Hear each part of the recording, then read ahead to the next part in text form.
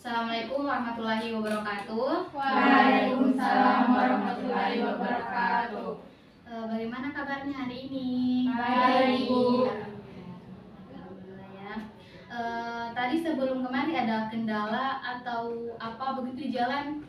Tidak ada. Oke, baik. Sebelum kita memulai kegiatan pada sore hari ini, alangkah baiknya kita berdoa dulu. Siapa di sini yang mau memimpin doa? Oke, baik, silakan. Baik, sebelum kita memulai konseling kelompok ini sebaiknya berdoa dulu. Berdoa sesuai kepercayaan masing-masing. Berdoa dimulai. Doa selesai. Oke, baik, terima kasih.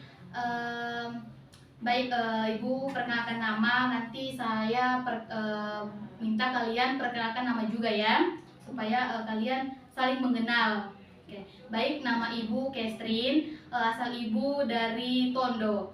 Boleh perkenalkan namanya dari sebelah kanan Ibu, nama, alamat, terus hobinya. Oke, silakan. Perkenalkan, nama saya Husnul, Husnul Hijrah, biasa dipanggil Husnul. Alamat saya di Jalan Kembang Kampung Lere. Hobi saya membaca. Selanjutnya. Perkenalkan, nama saya Nurami Karim, biasa dipanggil Ani. Alamat saya itu di Jalan RM Marta Dinata. Terus kalau hobi membaca sama mendengarkan musik. Perkenalkan, nama aku Sofani Adriana, biasa dipanggil Ana. Alamat Jalan Al Khairat. Hobiku scroll TikTok. Iya. Selanjutnya. Perkenalkan, nama saya Turnawara, biasa dipanggil Naila. Alamat saya Jalan Raya Darah. Hobi saya media. Baik, perkenalkan, nama saya Dewi Tamaka, biasa dipanggil Dewi. Saya tinggal di Jalan Rumah. Hobi saya menulis. Selanjutnya. Perkenalkan, nama saya Nagila, biasa dipanggil Gila. Saya tinggal di Jalan Puro. Hobi saya membaca dan menonton. Nama saya Vivi Amanda, bisa dipanggil Vivi. Saya dari Jalan Yahuda. Hobi saya main game sama Terima kasih semuanya atas partisipasinya buat memperkenalkan namanya kalian. Di sini kalian pernah mengikuti yang namanya konseling kelompok? Belum. Oke, baik. Saya jelaskan apa itu konseling kelompok. Konseling kelompok adalah proses pemberian bantuan kepada beberapa individu, yaitu kalian semua, yang memiliki masalah serupa untuk memecahkan masalah tersebut. Nah, di sini ada tujuan dari konseling kelompok. Yang pertama itu membantu kalian untuk mengungkapkan masalah yang dihadapi di depan banyak orang. Terus yang kedua, membantu kalian untuk belajar berinteraksi dengan orang lain. Terus yang ketiga, membantu kalian untuk mengembangkan kemampuan sosialisasi dan komunikasi. Terus yang terakhir itu ada membantu kalian untuk memahami diri sendiri dan nilai-nilai kehidupan. Dari yang Ibu jelaskan tadi, ada yang mau bertanya? Baik, Ibu lanjut. Nah, di dalam konseling kelompok ini kalian tidak harus takut untuk bercerita, karena di sini kita ada namanya asas kerahasiaan. Jadi di antara kalian nanti kalau ada temannya kalian bertanya, ih tadi kamu di dalam apa? Ceritakan dulu, dan dibilang nanti pasti teman-temannya kamu di luar bilang begitu. Nah, Ibu harap permasalahan yang kita bahas di sini sampai di sini saja, jangan diceritakan ke orang lain atau ke teman-teman dekatnya kalian. Kan biasanya kalau teman dekat kan biasa kepo-kepo lah begitu kan, nggak bisa diceritakan, sampai di sini saja. Itu namanya asas kerahasiaan. Nah, kalian menceritakan masalahnya kalian secara terbuka, tidak harus kayak tertutup begitu, supaya kita tahu bagaimana caranya kita menyelesaikan permasalahannya yang kalian alami. Nah, di sini juga kalian semisal ada temannya kalian yang mau bertanya atau yang lagi bicara, jangan di setelah angkat tangan. Nah, Ibu, saya mau bertanya. Nah, terus waktu yang Ibu pakai itu 40 menit. Ada yang keberatan atau ada kegiatan lain sudah ini? Ada? Tidak. Oke, baik. Di di sini ibu mengambil topik yaitu self harm. Ada yang tahu apa itu self harm? Tidak. Oke, baik.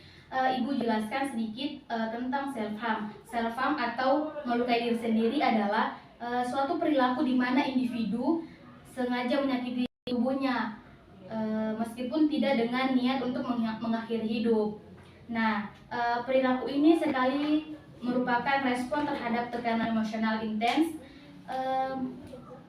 perasaan cemas, depresi atau kesulitan dalam mengatasi perasaan yang mendalam.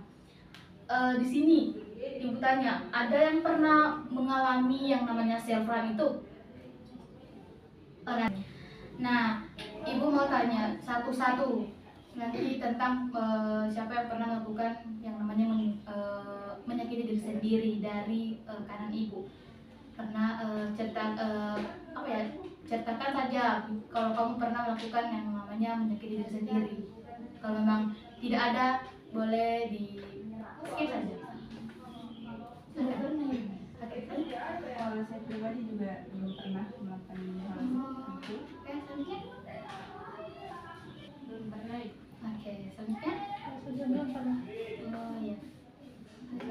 Saya pernah Bu waktu SMP, mungkin karena saya labil atau masih belum bisa mengontrol emosi, jadi kalau misalnya saya rasa cemas, saya gores-gores sama saya pakai kaca. Selanjutnya. Saya juga belum pernah. Selanjutnya.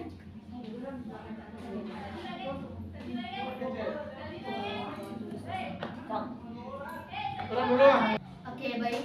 Tadi kan di antara kalian ada temannya kalian yang memiliki permasalahan tentang menyakiti diri sendiri. Di antara kedua temannya kalian ini siapa yang menurut kalian permasalahannya lebih berat? Oke, baik. Karena kalian semua menunjuk Ricky, jadi kita selesaikan permasalahannya Ricky terlebih dahulu. Bagaimana teman-teman yang lain setuju? Ya, setuju. Oke, baik. Dari Ricky sendiri boleh ceritakan sejak kapan kamu melakukan yang namanya menyakiti diri sendiri, terus kenapa kamu sampai nekat berbuat itu? Boleh diceritakan, Mbak? Sebenarnya saya lakukan self harm itu cuma satu kali saja.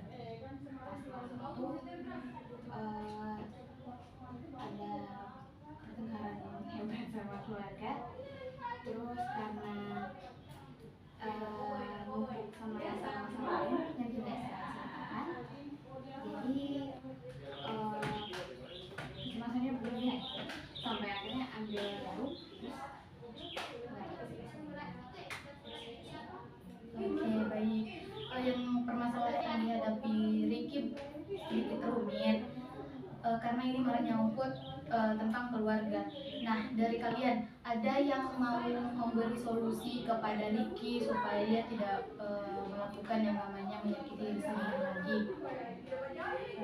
Oke, baik, silakan. Kalau misalnya dilihat dari yang diceritakan tadi, sebenarnya faktornya itu karena dia tidak ada teman curhatnya. Jadi kalau menurut saya mungkin dia bisa cari teman curhat yang teman dekat yang bisa dia percaya begitu. Oke, baik. Sudah? Yang lain ada yang mau menyampaikan solusinya? Oke, baik. Dari Ibu untuk Ricky, sebaiknya Ricky menghindari yang namanya melukai diri sendiri karena itu satu perilaku yang menurut psikolog satu gangguan kesehatan, namanya kesehatan mental. Karena Ricky adanya kesehatan mental itu, Ricky jadi melukai diri sendiri. Jadi solusi dari Ibu, Ricky lebih banyak bercerita kepada teman, salah satunya teman dekat ataupun sahabatnya Ricky atau tidak saudaranya Ricky.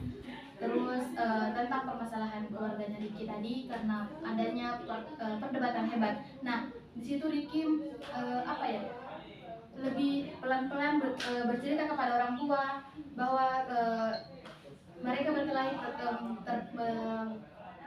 berpengaruh kepada Ricky sendiri, yang yaitu melukai diri sendiri. Nah, Ricky sendiri, Ibu mau tanya, Ricky pernah bercerita kepada orang lain tentang permasalahan Ricky yang Ricky hadapi? Pernah, tapi yang menyakiti diri sendiri itu baru ini. Berarti Ricky baru pertama kali menceritakan ini melukai diri sendiri itu di konseling ini. Dari teman-teman sekalian, ada yang mau menanggapi ceritanya Ricky? Oke, baik, dari teman-teman sekalian, ada yang mau menanggapi ceritanya Ricky atau mau bertanya? Saya Ibu, Oke, silakan. saya mau bertanya kepada Ricky, kenapa harus sampai melukai diri sendiri? Maksudnya, harus sampai begitu? Kayak menyakiti diri sendiri kan nggak bagus. Sebenarnya sih juga menyakiti diri sendiri itu kayak tidak sadar. Tahu-tahu hijab bilang sudah ada jarum, tahu-tahu sudah gini-gini. Iya. Oke, yang lain ada yang mau menanggapi? Oke, silahkan. Sebelumnya saya mau bertanya sama Ricky. Setelah Ricky melakukan itu, kira-kira apakah ada orang rumah yang sadar? Misalnya kan pasti luka itu terlihat atau belum? Apakah ada orang rumah yang sadar atau belum? Untungnya jarum itu tumpul. Jadi nggak ada bekas. Ada lagi yang mau menanggapi? Oke, silahkan. Pas habis melakukan hal itu, perasaannya itu tersalurkan begitu atau gimana? Tersalurkan? Oke. Dari teman-teman kalian tadi, Ibu ada juga pengalaman yang pernah juga bukan Ibu, cuma teman Ibu. Dia cerita kalau setelah melakukan yang namanya melukai diri itu, dia merasa kayak pikirannya tenang. Karena kalau dia menyakiti orang lain, dia merasa kayak kasihan, jadi dia melukai dirinya sendiri. Mungkin itu yang Ricky rasakan. Mungkin dia tenang atau sedikit kayak emosinya kayak mereda lah. Nah, biasa itu faktor yang penyebabnya kita itu melukai diri sendiri itu dari pertama keluarga. Nah, dari kalian ada yang tahu apa lagi penyebabnya? Teman lagi lingkungan. Yang lain? Pacar. Apa lagi? Yang lain? Mungkin bisa pengaruh dari apa yang kita tonton. Biasanya Oke, yang lain? Nah, dari yang kalian bilang tadi itu ada sangkut pautnya sama yang melukai diri sendiri, tapi yang lebih ke itu kayak yang lebih mendekat itu keluarga. Kan biasanya kalau keluarganya itu sudah kerja, jarang di rumah, jadi kalian itu merasa kesepian, jadi tidak ada temannya, baru di rumah terus begitu. Nah, dari kalian ada yang mau kasih solusi supaya Ricky tidak melakukan yang namanya melukai diri sendiri? Oke, silakan. Kan tadi permasalahannya itu karena keluarga tuh kalau umpamanya kau dekat sama mamamu bisa kau bicara tentang itu. Saya tidak bisa. Kalau umpamanya mama ada masalah sama papa bisa diselesaikan berdua saja, jangan terang-terangan begitu, kena dampaknya saya gitu ya, kayak sakit melihat begitu. Oke, baik. Yang lain? Oke, silakan. Kalau menurut saya, kalau misalnya kita sudah mulai merasa ingin melukai diri, kalau menurut saya segera cari kegiatan lain yang mungkin lebih untuk mengalihkan pemikiran kita saat itu. Karena saya sendiri, saya mengalami itu, waktu saya ingin melukai diri sendiri juga, saya cepat-cepat pegang pulpen atau pulpen sama kertas, terus saya cakap-cakap secara maksimal. Oke, yang lain ada solusi buat Ricky supaya dia tidak melakukan yang namanya melukai diri sendiri? Tidak ada? Atau kamu? Atau kalau umpamanya kau suka balik pantai tuh, berangkat pergi pantai, bawa luapan di situ baru teriak, itu juga bisa. Oke, baik. Solusi yang teman-temannya Ricky berikan tadi, semoga Ricky bisa menerapkannya. Bagaimana perasaannya setelah menceritakan permasalahan yang Ricky alami, terus solusi-solusi dari temannya Ricky bisa diterima, atau ceritakanlah bagaimana perasaannya kamu setelah kamu menceritakan permasalahan di sini. Terima kasih atas informasinya.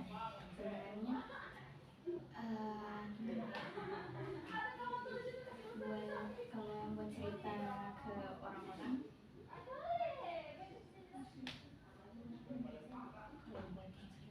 kamu mungkin saja. Solusi-solusinya, tapi sebenarnya saya merasa belum lega atas solusi-solusi yang disampaikan. Demikian. Kalau ibu boleh tahu, Riki, apa yang membuat Riki itu tidak lega, atau mungkin Riki masih ada di dalam hatinya Riki yang pengen diceritakan? Boleh diceritakan Riki, nggak boleh, nggak perlu malu-malu kepada teman-temannya kalian. Karena teman-temannya kalian juga pasti akan memberikan solusi yang lebih bagus yang Riki pengen gitu, supaya yang Riki rasakan sekarang bisa jadi lega, supaya Riki juga tidak melakukan yang namanya melukai diri sendiri.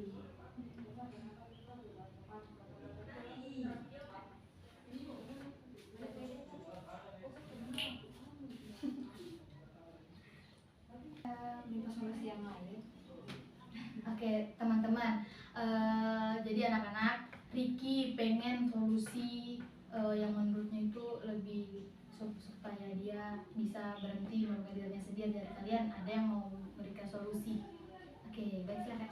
Kalau saya kalau umpamanya kok ada temanku tuh, teman dekat yang dekat sekali, umpamanya dari SD di situ kau percaya dia tidak akan cerita masalah ini ke orang lain. Bisa kok pergi ke pantai sama dia, baru kau detail sama teman kau kasih keluar semua anakmu, pasti bisa itu walaupun sambil menangis apa asal dari teman yang kau percaya.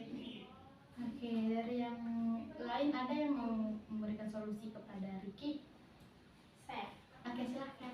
Kalau menurut saya, kalau misalnya kau kayak belum ada teman atau tidak ada teman dekat gitu, bisa mungkin jalan-jalan sendiri keluar, beli jajan gitu kan, misalnya memperbaiki mood kita Cari kesenangan lah. iya, cari kesenangan untuk diri sendiri biar bisa melupakan masalahnya. Oke, yang lain masih ada?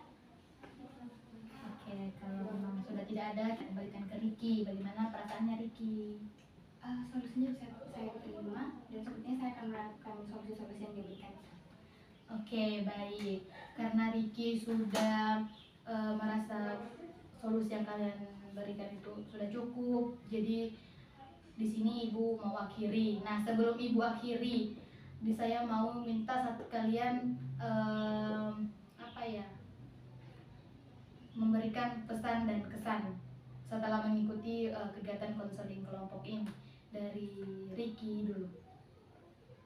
Dari saya sendiri sebenarnya baik, karena saya jadi bisa cerita-cerita juga tanpa ada yang menghakimi.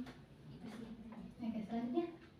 Kalau dari saya sendiri, saya mendapat banyak masukan dari teman-teman semua. Saya jadi tahu kalau ternyata seperti yang masalah Riki ini bisa diselesaikan dengan banyak cara. Oke, selanjutnya. Kalau dari saya sendiri Kak, karena saya juga pernah mengalami, jadi saya merasa kayak oh ternyata tidak hanya saya mengalami, ternyata banyak juga orang lain yang mengalami, jadi saya tidak merasa terlalu sendiri. Oke, selanjutnya. Kalau saya sendiri, saya mendapat motivasi dari Riki tentang permasalahannya itu kayak tidak mempunyai teman curhat. Oke, selanjutnya. Kalau saya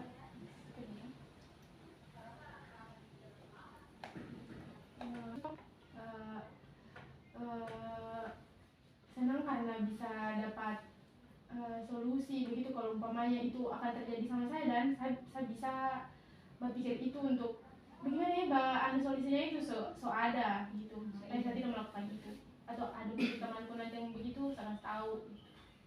Baru pesanku nanti bisa ganti ruangan, just tahu apa kalau sempit begini baru pengap, jadi baru di sini kan panas, jadi kayak tidak enak mau bilang begitu dan jadi kayak cepat-cepat pulang jauh begitu karena panas, tidak enak. Baik. Oke, selanjutnya. Kalau dari saya pribadi, ternyata kalau misalnya masalahnya kita tidak bicarakan ke orang lain gitu, curhat, kayaknya bakalan kembali sama diri kita jadi kayak apa ya, full begitu otak hati gitu, jadi ujung-ujung bakalan melukai diri sendiri begitu, jadi bakalan buat masalah kedepannya sih, kayak kita jadi tidak berkembang gitu.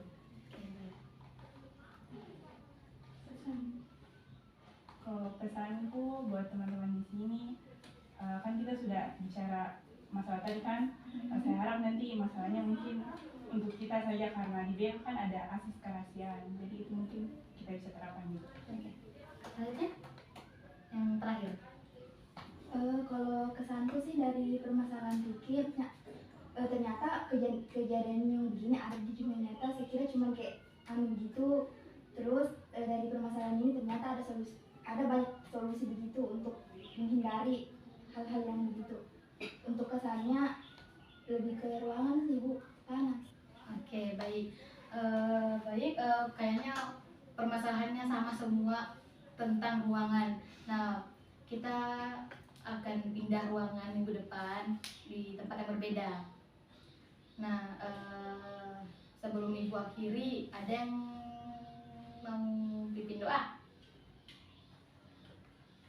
Oke, silakan. Baik teman-teman, sebelum kita mengakhiri sesi konseling kita, marilah kita berdoa. Berdoa dimulai. Selesai. Oke, baik. Terima kasih kalian telah meluangkan waktunya untuk mengikuti konseling kelompok ini. Sebelum Ibu akhiri, Ibu sangat berterima kasih kepada kalian sudah menyempatkan diri untuk hadir ke sini walaupun kalian pasti lagi sibuk-sibuknya. Terima kasih sebelumnya. Ibu ucapkan wabillahi taufiq wal hidayah. Wassalamualaikum warahmatullahi wabarakatuh. Waalaikumsalam warahmatullahi wabarakatuh. Terima kasih Bu. Terima kasih.